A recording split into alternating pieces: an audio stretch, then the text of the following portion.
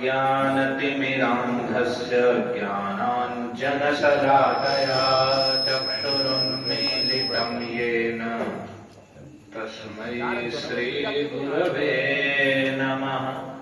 श्रीचैतन्यमनोभीष्टं स्थापितं येन भूतले स्वयं रूपः कदा मह्यं ददाति स्वपदान्तिकम्।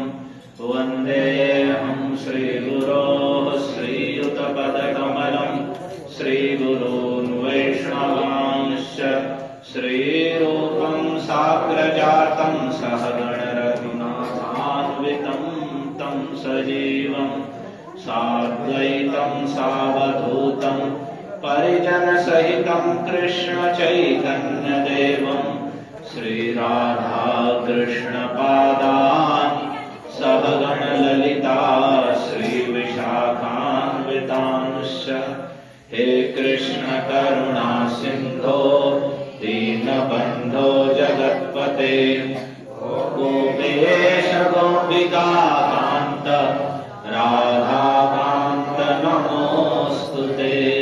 तप्त काञ्चन गौराङ्गी राधे वृन्दावनेश्वरी वृषभानुसुते देवी प्रणमामि हरिप्रिये। नमो महावदान्याय कृष्ण प्रेम प्रदायते कृष्णाय कृष्ण चैतन्य नाम्ने गौरद्विषे नमः। जय श्री कृष्ण चैतन्य प्रभु नित्यानंद श्री अद्वैत गदाधर श्रीवासादि गौर भक्त वृंद। हरे कृष्णा कृष्णा कृष्णा हरे हरे हरे राम राम राम हरे हरे। ओम नमो भगवते वासुदेवाय।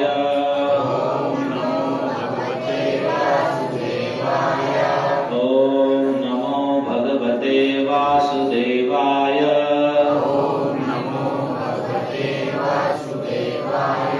ओम नमो भगवते वासुदेवाय।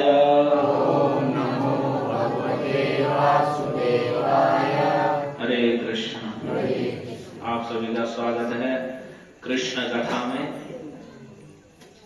श्री हरि भक्ति विलास में पुराण से उदाहरण देते हुए कह रहे हैं, कार्तिके मुनि शार्दूल यः शृणोति हरेः कथां स निस्तरति दुर्गाणि जन्म कोटि शतानि च।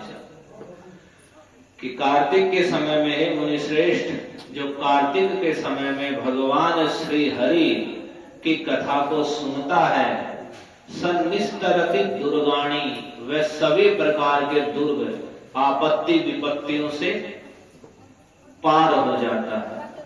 तो कितनी आपत्ति विपत्तियों से? तो कहे जन्म कोटि शतानि च, करोड़ों जन्मों की जो उसकी आपत्ति है विपत्ति है, उन सब से वह तर जाता है, उन सब से मुक्त हो जाता है जो कार्तिक में प्रतिदिन भगवान श्री हरि की कथा का श्रवण करता है।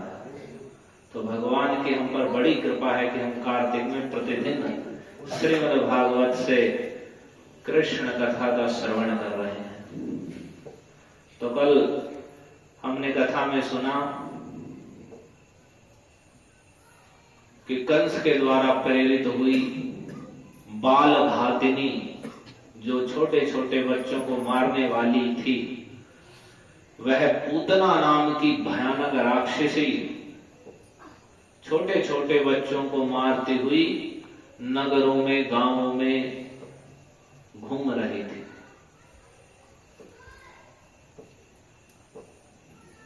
तो वह नंद महाराज के गोकुल की ओर चली। तो मान लिया परीक्षित जी उस चीज को, कथा को सुन रहे हैं, उनके मन में आए कि वह गोकुल में भी जाकर कैसे बच्चों को मारेगी। तो उनकी शंका को दूर करते हुए सुखदेव जी पहले ही कह रहे हैं कि देखो, इन यातुधान राक्षस भूत प्रेत आदि का प्रभाव वहीं चलता है जहां भक्त वत्सल भगवान श्री कृष्ण के नाम आदि का श्रवण और कीर्तन नहीं होता। भगवान का नामों का कीर्तन श्रवण, उनकी कथा का कीर्तन श्रवण, उनका मन में स्मरण, यह रक्षोघ्नानी, ये सब प्रकार के यक्ष राक्षस भूत प्रेत को नष्ट कर देने वाला। तो जहां पर ये नहीं होता, जहां के लोग अपने कार्यों को करते हुए भगवान के नाम आदि का कीर्तन श्रवण नहीं करते, वहीं ऐसी भूत प्रेत या राक्षसियों का वश चलता है। तो जहां स्वयं भगवान विद्यमान है पहले से ही, वहां तो हरि हैं, कृष्ण हैं, तो वहां कैसे इनका वश चल सकता है? तो इसीलिए इस चीज का कोई भय नहीं करना चाहिए कि वह गोकुल में जाके भी वैसा ही उत्पात करेगी, क्योंकि वहां तो स्वयं भगवान विद्यमान है। वहां इन राक्षसियों का बस नहीं चल सकता है, क्योंकि उनका नाम ही इतना प्रभावकारी है। जहां उनका नाम उच्चारण हो रहा है वहां ही इनका प्रभाव नहीं चलता, तो फिर अन्यत्र कैसे चल सकता है? तो सा खेचर योग एक रूपेत्य पूतनानंद गोकुलम, वह कैसी राक्षसी थी? तो वह खेचरी थी। खे कहते हैं आकाश को, आकाश में चरने विचरण करने वाली थी, उड़ना भी जानती थी। तो एक दिन वह उड़ करके वह पूतना नंद गोकुल में आ गई, और आ करके उसने पहले क्या किया? उसने प्रवेश करने से पहले योषित्वा मायात्मानं प्राविशत कामचारिणी, वह कामचारिणी थी, इच्छानुसार रूप धारण करने वाली थी। तो उसने अपने को सुंदर, अपनी माया से, अपनी राक्षसी शक्ति से अपने को सुंदर नारी का रूप दिया। पहले सुंदर नारी का वेश रूप धारण किया उसने, फिर उसके बाद वह नंद गोकुल में उसने प्रवेश किया। तो उसने सुंदर नारी का रूप इसलिए धारण किया जिससे कि लोग कुछ रोक टोक ना करें। जब वह श्रेष्ठ सुंदर नारी और ऐसे हाव भाव और आभूषणों से युक्त जाएगी तो कोई भी शंका नहीं करेगा। सब सोचेंगे ये तो कोई श्रेष्ठ देवी स्त्री जा रही है, जाने तो जहां भी जा रही है, कोई रोक टोक नहीं करेगा और सब आकर्षित हो जाएंगे मेरी ओर। तो इसलिए उसने यह रूप धारण किया। लेकिन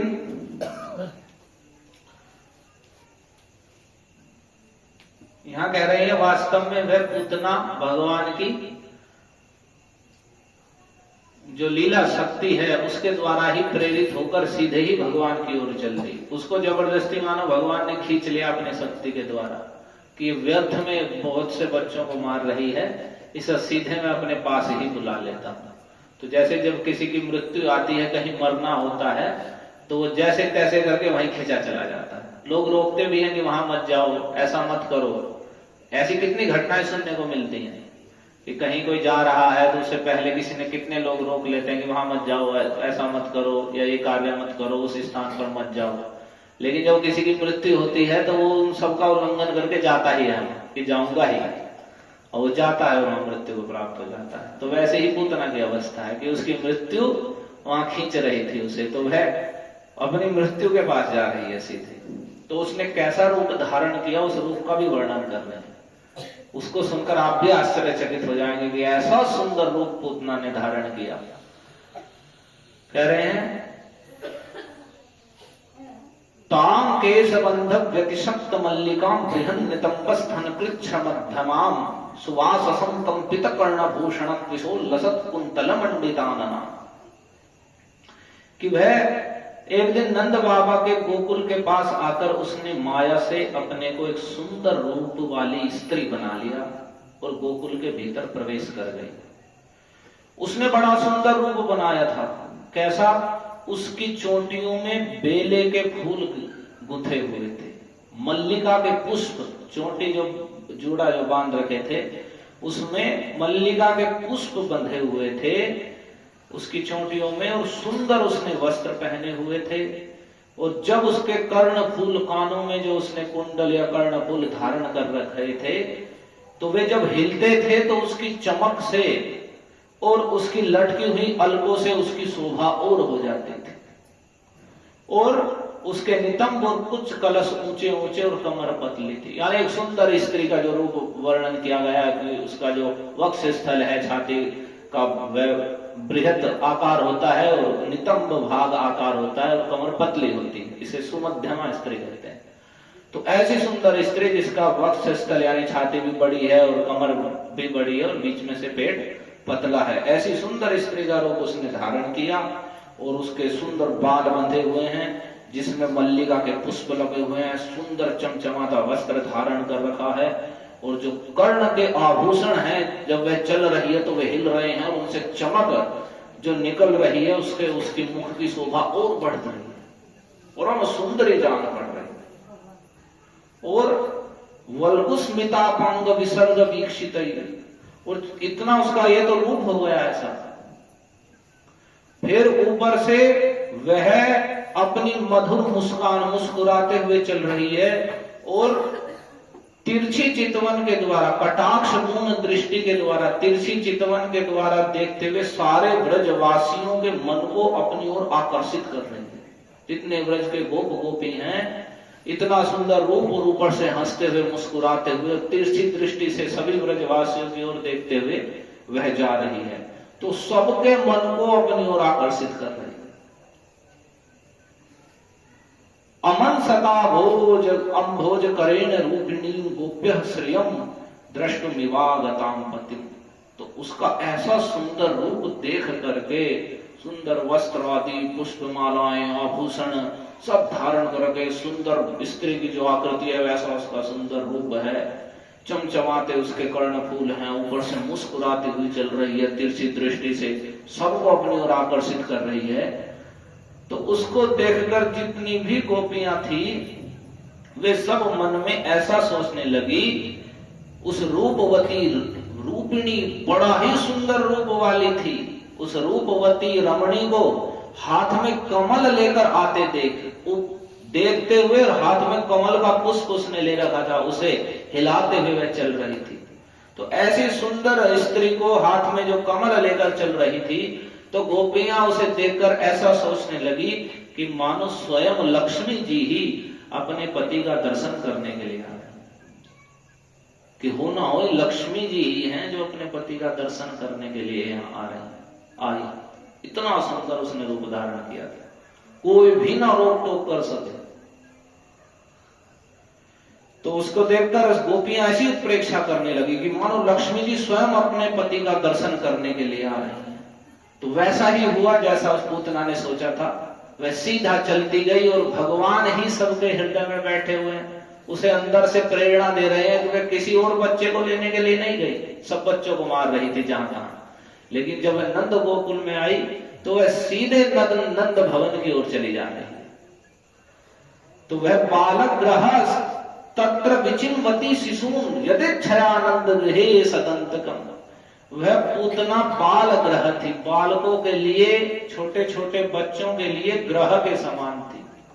जैसे ग्रह लग जाती है किसी को मृत्यु आदि को प्राप्त हो जाता है, तो वह छोटे बच्चों के लिए पूतना ग्रह थी साक्षात, और वह इधर उधर बच्चों को ढूंढ रही थी।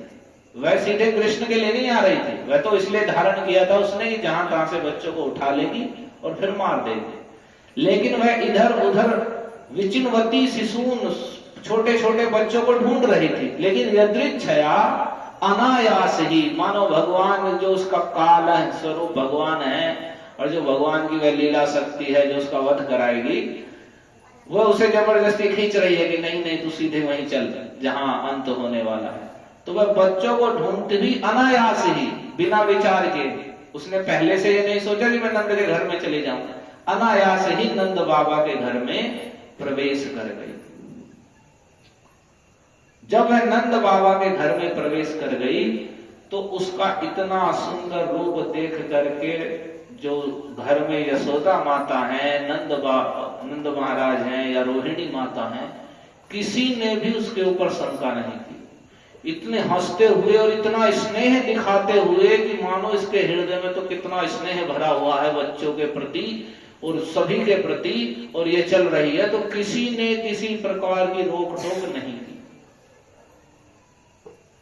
अब कोई कहे कि भाई पूतना ने जो वैसी माया रची तो वे तो भगवान के सब पार्षद लोग हैं, वे कैसे उस माया से मोहित हो गए?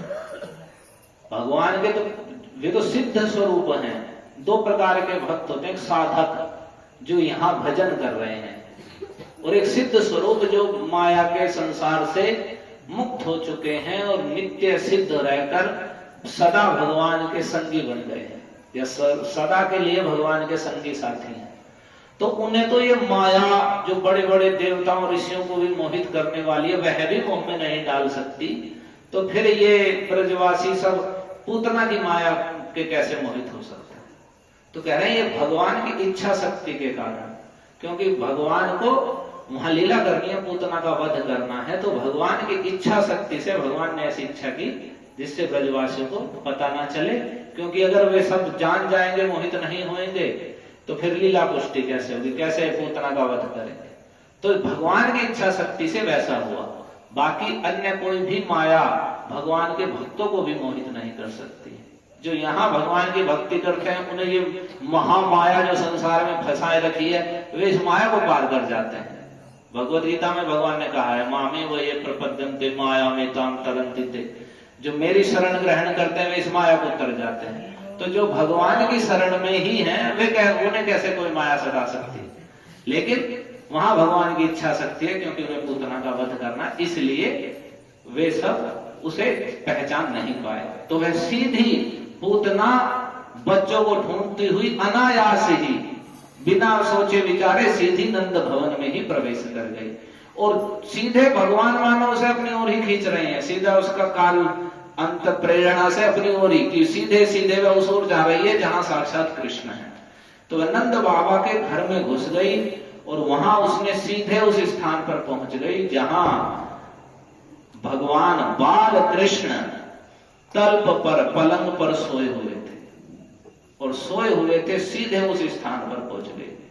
उसने सैया पर सोए हुए कृष्ण को देखा, और यहां पर कह रहे हैं असदंतकम बालम प्रतिच्छन्न निजोर तेजसम। वे भगवान कैसे हैं? कृष्ण जो बाल रूप में है, असत अंतकम, जो असत है, दुष्ट पुरुष हैं, उनका अंत करने वाले। तो वे दुष्टों का अंत करने वाले बालक हैं, उनके पास वह पहुंच गए। लेकिन प्रतिच्छन्न निजोर तेजसम, जो उनका महाप्रभाव है, भगवत्ता का जो प्रभाव है, उनका ऐश्वर्य है, उनके शरीर का दिव्य प्रकाश आदि या जो भी प्रभाव है, वह सब भगवान ने छिपा रखा था। अपने स्वरूप को, अपने प्रभाव को भगवान ने छिपा रखा था। ठीक वैसे ही तल पे अपनी विवाहितम भसी, जैसे कोई अग्नि हो और वह राख में छिपी हुई हो। जैसे अग्नि कहीं जलती है और वह जलने के बाद उस पर राख ऊपर आ गई है, तो भीतर तो अग्नि रहती है, लेकिन बाहर से वो राख मात्र दिखती है, और कोई उसे राख समझ के उसमें हाथ दे दे तो क्या होगा? तो वह जैसे उसका वह जल जाएगा, तो वैसे ही पूतना की अवस्था होगी। तो उसने छोटे बालक श्री कृष्ण को देखा जो सैया पर सोए हुए थे। भगवान श्री कृष्ण दुष्टों के काल हैं। जैसे आग राख की ढेरी में अपने को छिपाए रहती है, वैसे ही उस समय भगवान ने अपने भगवत्ता के तेज को, अपने प्रचंड तेज को अपने भीतर छिपा रखा था, प्रकाशित नहीं किया। एक साधारण शिशु की भांति भगवान लेटे हुए थे। तो जब वह राक्षसी ने देख लिया कि कृष्ण सोए हुए हैं, ये तो साधारण बच्चा है और बड़ा सुंदर है, तो चलो पहले इसे ही उठा लेते हैं। और आप सोच सकते हैं कि उस कितना स्नेह दिखा रही थी कि माता यशोदा और रोहिणी भी उसे मना नहीं कर सकी। उसके रूप, उसके हाव भाव को देख के ये तो कोई रूपवती, कोई देवी है, चलो हमारे बच्चे को गोद में ले रही है, इसने दिखा रही है, तो कोई बात नहीं। और सीधे जब वह उसमें घुसी तो, लेकिन भगवान तो सब कुछ जानने वाले हैं। कह रहे हैं विबुध्यताम बालकमारिकाग्रहम् चराचरात्मा सनिमीलिते क्षणः अनन्तमारोपयदङ्कमन्तकम् यथोरगम् सुप्तमबुद्धिरज्जुधीः। कह रहे भगवान श्री कृष्ण क्या है? चराचरात्मा, चर अचर जो भी जगत में है, यानी जड़ चेतन, उस सबके आत्म स्वरूप है, यानी सबके हृदय की बात जानने वाले हैं, सबके हृदय में बैठे हुए हैं। तो संपूर्ण जगत के सभी प्राणियों के आत्मा भगवान श्री कृष्ण है। ऐसी कोई बात नहीं है जो वे ना जानते हो, सर्वज्ञ हैं। हम अपने मन में क्या लिए पड़े हैं, किस भावना से हम संसार में जी रहे हैं, मंदिर में आते हैं या कथा में बैठे हुए हैं, सब तो सबके हृदय की सारी बातों को जानने वाले हैं। कोई ये ना समझे कि हम भगवान के सामने कुछ भी कहेंगे या सोचेंगे या हम अपने पीछे से कुछ भी कर रहे हैं और आगे भजन कीर्तन में भक्ति में भी दिखेंगे तो कुछ पता नहीं चलेगा। नहीं, सर्वज्ञ है भगवान। क्यों?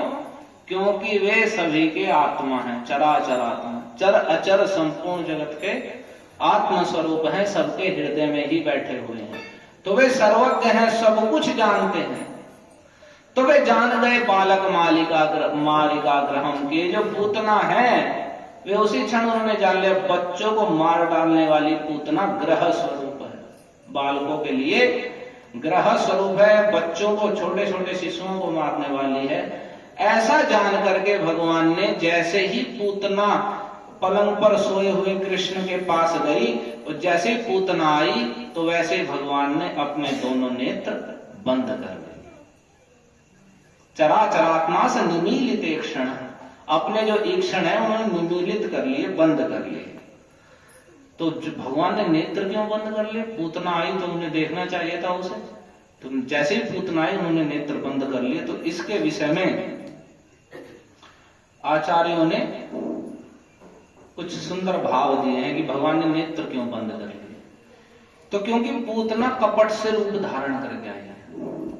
कपट यानी बाहर से कुछ और है, बाहर से स्नेहमयी माता की भांति और सुंदर स्त्री का रूप उसने धारण कर रखा है, लेकिन हृदय में उसके मारने की अभिलाषा से आई है वह भगवान, सभी बच्चों को मारने के लिए ही आई है। तो हृदय में बिल्कुल क्रूर स्वभाव की है और बाहर से सुंदर रूप धारण करके बड़ा स्नेह दिखाते हुए आई है। तो ये तो बहुत बड़ा कपट है। तो भगवान के सामने कोई कपट नहीं चलता है, भगवान की दृष्टि में कोई भी कपट नहीं टिक सकता है। अर्थात हम भी भगवान के सामने कुछ और दिखें और अंदर से कुछ और रहें तो भगवान के सामने नहीं चलेगा। तो भगवान ने यही सोच करके कि अगर मैं इसे अपने नेत्रों से देख लूंगा तो ये इसका जो कपटता पूर्वक इसने जो रूप बना रखा है, ये रूप इसका टिक नहीं पाएगा, क्योंकि भगवान के नेत्रों के सामने माया टिक नहीं सकती। जैसे सूर्य के सामने अंधकार नहीं टिक सकता है, वैसे ही अगर भगवान देख ले तो वो माया टिक नहीं पाएगी, तो उसका जो राक्षसी रूप प्रकट हो जाएगा वहीं। तो फिर वो जो उसे मारना है ऐसे ही खेल खेल में वो कैसे होगा। तो लीला संपादन हो, लीला में कोई विघ्न आए, तो भगवान ने इसलिए नेत्र बंद कर लिए। और एक इसलिए कर ले तो कह रहे हैं कि बालकों का स्वभाव ही है, क्योंकि भगवान बाल लीला कर रहे हैं तो वैसी मधुर लीला कर रहे हैं, बालक जैसी उन्हें लीला करनी है। तो बालक अपनी माता के सामने तो अच्छे से खेलता है, जिनके साथ रोज खेल रहा है, जो गोद में उठा रहे हैं, और कोई अचानक दूसरा व्यक्ति जो देखा नहीं है पहले वो आ जाए सामने तो उसे देखकर तो बालक शर्मा ही जाता है, मुंह फेर लेता है। तो वैसे ही भगवान ने देखा कि ये तो पता नहीं कौन आ गई आज, तो यशोदा माता तो रोहिणी तो है नहीं है, तो एक बाल्य स्वभाव की भांति भगवान ने, क्योंकि वे बाल्य लीला कर रहे हैं कि अपरिचित कोई व्यक्ति आया है तो उन्होंने अपने नेत्र, लीला विहारी भगवान ने अपने नेत्र बंद कर लिए। तो ये भगवान की बाल लीला का माधुर्य है। और क्या दिखाने के लिए कि पूतना तो मारने के लिए आई है, तो निजात्यंत बालत्व भीरुत्व ज्ञापन आया। और ये दिखाने के लिए कि जैसे डर जाता है बालक किसी को देख करके, तो पूतना से मान लो डर जाए तो पूतना सोचे कि हाँ, अगर पहले ही भगवान आंख खोल के ऐसे ही देखते रहेंगे तो पूतना सोचे कि पता नहीं एक ऐसा बालक है जो डर ही नहीं रहा है, भयभीत ही नहीं हो रहा है। तो ये दिखाने के लिए बालक की भांति अपना भय दिखाने के लिए उन्होंने नेत्र बंद कर लिए। और फिर एक और उदाहरण दे रहे हैं कि तादृशा मंगल दर्शना भावाय, कि पूतना अमंगलमयी है, पूर्ण पापमयी है। कैसी पापमयी है कि वह, उसके मन में यह निश्चय कि ब्रज के जितने भी छोटे छोटे बच्चे हैं सबको मार दूंगी। तो भगवान की कृपा से उसे ब्रज का कोई बच्चा नहीं दिखा, वह सीधी भगवान के पास ही आ गई खोजती। तो जब वह भगवान के पास आ गई तो भगवान ने सोचा कि जो मेरे भक्तों का बुरा करता है मैं उस दुष्ट का मुंह नहीं देखता, जो करता है उसकी तो छोड़ो, जो मेरे भक्तों का बुरा सोचता भी है, जो मेरे भक्त हैं और मेरी सेवा में तत्पर हैं, कोई उनका बुरा सोचता भी है तो भी मैं उसका मुख नहीं देखता। तो ये सारे व्रज के बालक, ये सब गोप सखा मेरे सखा हैं और मेरे साथ खेल करने वाले हैं, और ये पूतना इन सब का विनाश करना चाहती है, उनका अहित सोच रही है। तो ये सब मेरे भक्त लोग हैं, उनको मारने का इसने संकल्प कर लिया है। तो ऐसी अमंगल और ऐसी दुष्ट व्यक्ति का, ऐसे अमंगल व्यक्ति का मैं दर्शन नहीं करना चाहता। तो ऐसे उसके अमंगल व्यक्ति को, और वास्तव में भी जो अमंगलमय है, पापी है, उसका मुख नहीं देखना चाहिए। श्रेष्ठ पुरुषों को ऐसा सदाचार में बताया गया है। जो पापी व्यक्ति है, अत्यधिक पापाचार में, दुराचार में रत है, उसका मुंह देखना या उससे वार्तालाप करना दोनों ठीक नहीं है। तो भगवान ने भी उसी आचरण में कि जो मेरे भक्तों का बुरा सोचता भी है मैं उसका मुंह नहीं देखता, तो उन्होंने पूतना का मुंह नहीं देखा, आंखें बंद कर ली। तो ऐसे अनेक उसमें बताए हैं। और भी कह रहे हैं कि देखो भगवान वध तो करने वाले, दंड देने वाले हैं, लेकिन साथ ही परम दयालु हैं। वे जानते हैं कि ये पूतना आई है माता का वेश बना करके, और जब मैं इसे मारूंगा तो इसे बड़ा कष्ट होगा। तो यद्यपि ये, क्योंकि ये पाप कर्म कर रही है और ऐसे दुष्टता गुण इसके कार्य हैं, तो दंड देना इसे जरूरी है। लेकिन वे दयामय भी हैं, तो उनके हृदय में दया है, वे उसकी पीड़ा भी नहीं देखना चाहते। तो पूतना को क्या कष्ट होगा, वो छटपटाएगी, उसे नहीं देखना चाहते, इसलिए भगवान ने नेत्र बंद कर लिए कि इसे दंड देना है। तो उसे दंड देने में कहीं फिर दया आदि ना उदित हो, तो इसे ढंग से दंड दिया जाए, इसलिए भगवान ने नेत्र बंद कर लिए। और भी कारण बता रहे हैं कि देखो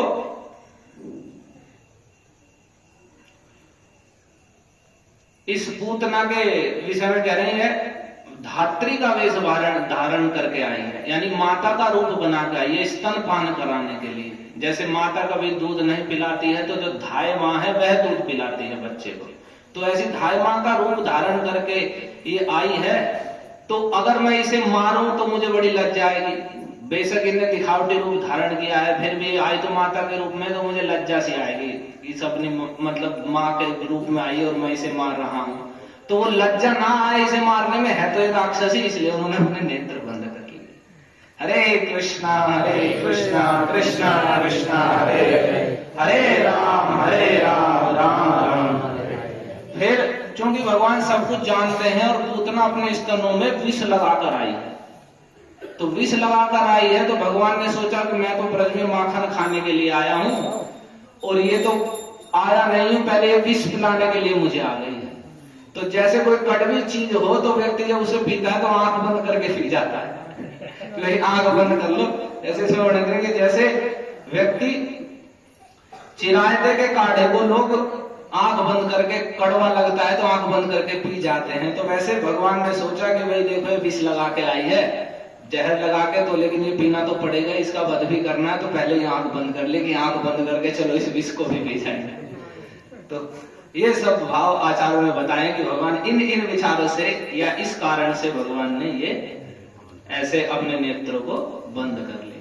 एक मुख्य रूप से यही है कि भगवान के सामने कोई कपट नहीं चलता है, और जैसे भगवान देखेंगे तो उसका कपट सब खुल जाएगा। और भगवान ऐसे अमंगल का, जो उनके भक्तों का ही अहित चाहती है, ऐसे व्यक्तियों का मुख नहीं देखते जो उनके भक्तों का अनिष्ट चाहते हैं। ये दिखाने के लिए भगवान ने अपने नेत्र बंद कर लिए।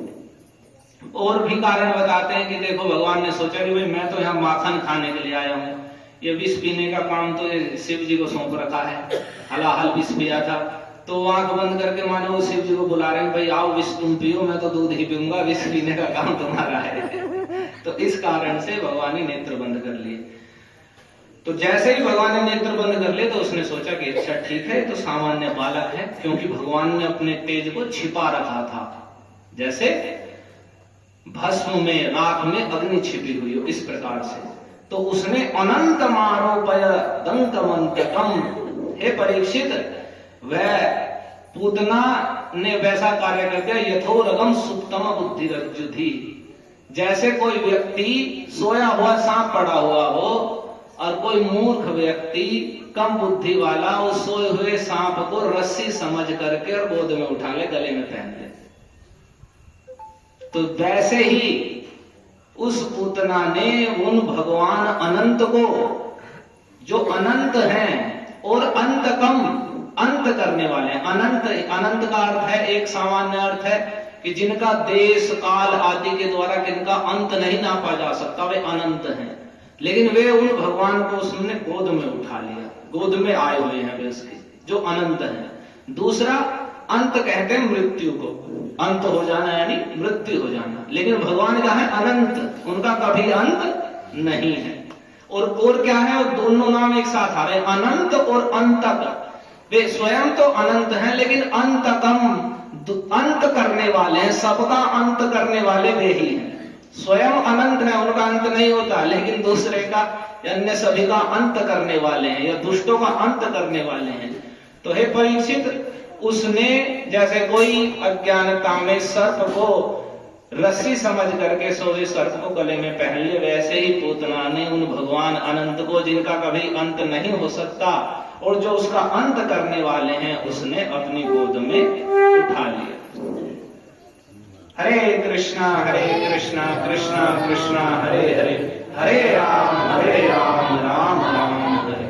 तो जब उसने गोद में उठा लिया तो आगे वर्णन कर रहे हैं कि ताम तीक्ष्ण चित्ताम अतिमाम चेष्टिताम वीक्षांतरापोस्परा छदासिवत। वह पूतना कैसी थी? जैसे कोई मखमल की म्यान बनी हुई हो, ऊपर से मखमल का कपड़ा है, उसके ऊपर जो छूने में स्पर्श में बड़ा कोमल जान पड़ रहा है, लेकिन उसके भीतर तीखी धार वाली तलवार छिपी हुई हो। बाहर से मखमल सा जान पड़ रहा है, लेकिन उस म्यान के भीतर तीखी धार की तलवार है। तो वैसे ही पूतना थी, उस बाहर से तो सुंदर स्त्री, स्नेहमयी माता जैसी जान पड़ रही थी, लेकिन भीतर से तो उसका हृदय बड़ा क्रूर था और वह वध करने के लिए आई थी। सब शिशु बच्चों को मार रही थी और यहाँ भगवान को भी मारने के लिए ही वह आई थी कि इस बच्चे को मैं मार दूंगी। तो ऊपर से वह मधुर और सुंदर व्यवहार दिखा रही थी, देखने में वरस्त्रियम तक प्रभया च दर्शिते, वह बड़ी श्रेष्ठ स्त्री के समान जान पड़ती थी। कोई कहेगा तो फिर माता यशोदा ने ये और रोहिणी जी ने ये नहीं सोचा कि अरे कोई बाहर से कोई स्त्री आई हमारे बच्चे को उठा रही है, इसे रोक लो। तो कह रहे नहीं, क्योंकि वह अंदर से कुटिल थी, अंदर से क्रूर थी, बाहर से तो वह बड़ी श्रेष्ठ, बड़ी सुसभ्य स्त्री के समान जान पड़ रही थी। तो उसके सौंदर्य से की प्रभा से, उसकी प्रभा, उसकी चमक, उसकी शोभा को देखकर हत प्रभ सी हो गई, हत प्रतिभ सी होकर माता यशोदा जी और रोहिणी ने उसे अपने घर में आई हुई जानकर भी, और वह हमारे बच्चे को उठा रही है ऐसे देखते हुए भी वे चुपचाप खड़ी रही, उन्होंने उसे रोक टोक नहीं की। क्यों? क्योंकि बाहर से उसने रूप ही ऐसा धारण किया हुआ था, उसकी शोभा से, उसके सौंदर्य से और उसके हाव भाव से तो वह बड़ी श्रेष्ठ सुंदर देवी जैसी, लक्ष्मी जैसी जान पड़ रही थी। तो उस पर कोई शंका ही नहीं हो सकती कि ये कुछ बच्चे का अनिष्ट करेगी। तो इसलिए उसे घर में आई हुई देख करके पता नहीं कोई स्त्री आ गई है तो इसे रोकना चाहिए। तो माता यशोदा रोहिणी ने भी उसे पूतना को नहीं रोका और उसने सीधे कृष्ण को अपनी गोद में उठा लिया। जो किन्हें गोद में उठा लिया? वह उठाया तो था अंत करने के लिए, लेकिन उसे पता नहीं था कि ये तो अनंत है, इनका तो अंत होता ही नहीं, बल्कि ये ही अंत करने वाले हैं। उन अंत करने वाले भगवान को अपने ही अंत के लिए उसने गोद में उठा लिया। तो जब गोद में उठा लिया तो तस्मिन् स्तनम दुर्जर वीर्यमुल्बणं घोरां कमादाय शिशु ददावत। तब उधर वे तो खड़ी रही रोहिणी और माता यशोदा, और उनके देखते ही देखते इधर इस भयानक राक्षसी पूतना ने, जो कि सुंदर रूप धारण किए हुए थी, उसने बालक कृष्ण को अपनी गोद में लेकर अपने उनके मुख में अपना स्तन स्वयं ही दे दिया, उनके मुख में अपना स्तन दे दिया। और वह स्तन कैसा था? जिसमें भयानक और किसी भी प्रकार से बच न सकने वाला विष लगा हुआ था, हालाहल विष लगा हुआ था, जो किसी भी प्रकार से जिसकी प्रतिक्रिया हो ही नहीं सकती। वह विष मार ही देगा, जहां जो उसे पिएगा वो मरेगा ही, किसी भी प्रकार से बच नहीं सकता है। इतना घोर और दुर्जर वीर्य कहने का जिसका प्रभाव क्षीण हो ही नहीं सकता, मुंह पे लगते ही थोड़ा सा भीतर जाते ही मार ही देगा, ऐसे भयानक विष को वह लगाकर आई थी अपने स्तन पर। तो उसने वही विष से युक्त स्तन को भगवान के मुख में दे दिया। तो जब भगवान के मुख में दे दिया तो भगवान ने तो पहले ही आंखें बंद कर ली थी, तैयारी कर ली थी कि इसका वध करना है। तो जैसे उसने भगवान के मुख में अपना स्तन दिया तो गाढ़म कराभ्याम भगवान प्रपीड्यत, तो क्या किया भगवान ने, अपने दोनों हाथों से उसके स्तन को पकड़ लिया। छोटे से कृष्ण है, दोनों हाथों से इसने स्तनों को पकड़ लिया और पकड़ करके जोर से दबाकर प्राणी समम, उसके स्तनों को जोर से दबा करके, यहां भगवान के लिए बालक शब्द नहीं आया, सीधा कह रहे भगवान जो अचिंत्य शक्ति संपन्न है, जिनकी शक्ति अनंत है, उन परम ईश्वर भगवान श्री कृष्ण ने जोर से उसके स्तनों को दबाकर दोनों हाथों से और प्राणों के साथ में उसका दूध पीना शुरू कर दिया। प्राणे समम, वे उसका दूध पीने लगे और प्राणों के साथ में साथ साथ उसके प्राण भी पीने लगे। और यहां कह रहे रोष समन भी, तो उस समय में रोष से भगवान ने थोड़ा क्रोध प्रकट करके स्तनपान करने लगे, रोष में आकर के, क्योंकि अभी उसका वध करना है। तो बाल्य लीला में तो वध करते समय तो कुछ क्रोध तो प्रकट करना होगा। तो भगवान जैसे मानो बड़े क्रोध में हो गए हों कि ये कौन पराई स्त्री कोई आई है और देखो तो सही मुझे विष देने के लिए आई है। तो मान लो भगवान को बड़ा क्रोध आ गया और क्रोध में आकर के दोनों हाथों से उसका स्तन दबा करके और बड़े क्रोध से प्राणों के साथ में उसका स्तन पान करने लगे। और जब स्तन पान करने लगे तो यहां कह रहे हैं कि रोष जो है, रोष कहते हैं क्रोध को, तो क्रोध के जो अधिष्ठात्री देवता हैं वे रुद्र हैं, शंकर हैं। तो मानो यहां भगवान ने रोष समन्वितों का अर्थ यहां उन्हें ही सूचित कर रखा है कि जो विष पान है वो तो वही कर रहे हैं, रोष के अधिष्ठात्री देवता, और जो दूध का पान है, स्तन पान कर रहे हैं, वे कृष्ण कर रहे हैं। तो जब भगवान ने ऐसे उसका स्तन पान शुरू करा तो प्राण के साथ पीने लगे। तो सावं चमुंचालमिति प्रभासिनी निष्पीड्यमानाखिल जीव मर्मणि। अब जैसे भगवान ने प्राण उसके पीने शुरू करे, दूध भी पी रहे हैं, प्राण भी खींच रहे हैं किसी से, तो वह तो पहले तो उसने स्वयं ही गोद में उठाया था, अब कहने लगी छोड़ दे, अरे छोड़ दे, सा मुंच मुंच अलम, बस बस बहुत हो गया, छोड़ दे प्रभासिनी। जोर जोर से शोर मचाना उसने शुरू कर दिया।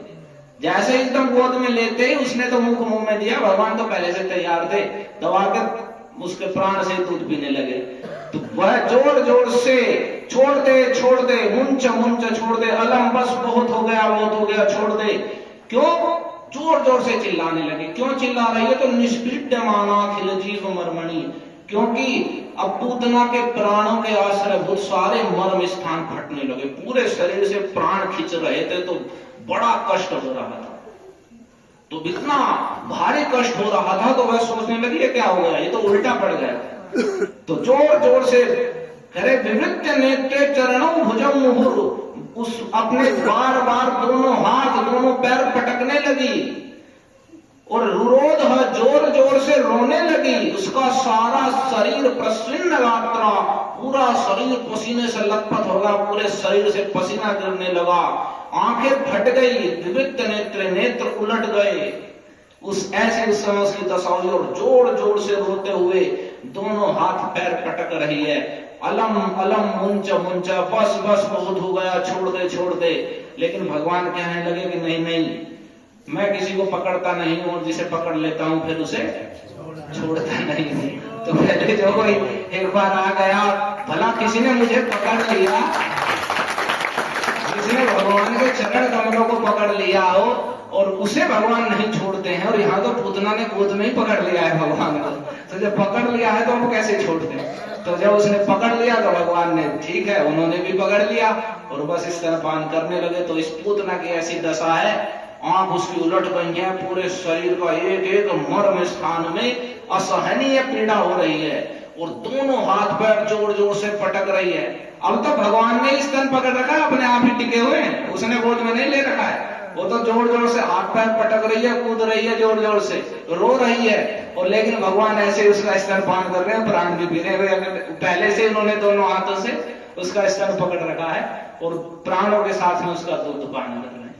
तो पूतना को इसी अवस्था में छोड़ देते हैं। कल तक, आगे की कथा हम कल सुनेंगे। हरे कृष्णा कृष्णा कृष्णा हरे हरे,